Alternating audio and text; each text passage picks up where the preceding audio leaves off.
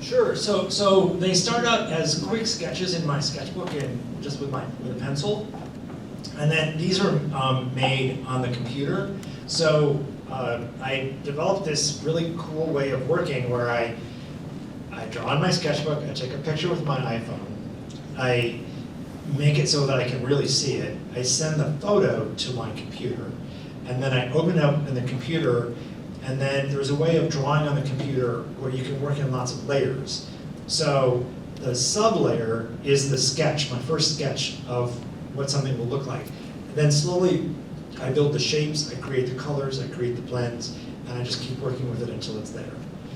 Yes? What's the program you use? Illustrator. Yeah, it's on the Mac computers.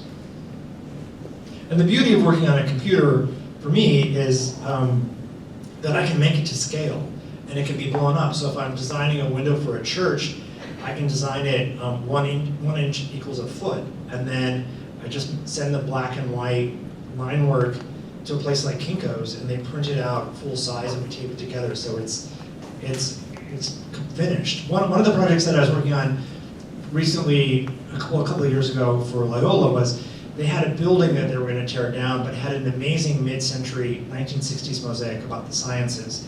And they were going to restore the mosaic, but there were 2 empty spaces. So I designed these 2 8-foot by 8-foot heads for the nursing school that was going to fill in the empty spot. But they wanted, they're called the Canticles of something of Mercy, the feed the hungry, clothe the naked.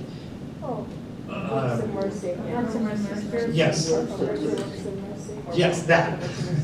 But so putting it on the computer, it was so big that there wasn't enough space on the computer, because in actual size it was like 60 feet long. So I had to work with a friend of mine who's really good at math to figure out how much space we could have and where it would break to write this very long quote, which was then blown up at Kinko's and then cut out in class and then assembled on the floor. The friend who was making the mosaics used to be in Albuquerque, New Mexico. She gave up her big studio and wound up renting a little shack on the beach in Southern California. So it was really fun to work on these mosaics and then take a walk down to the beach and go for a quick swim and come back and work on this piece. Any other questions? Any other questions?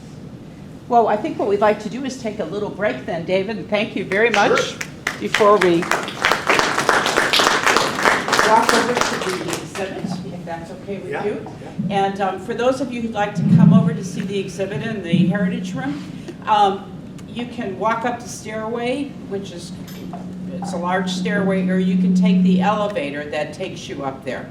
So either way is fine, and then David can meet us over there, and let's say about 11:15, would that be? Sure. Okay, okay. Well, thank you again. It was lovely talking.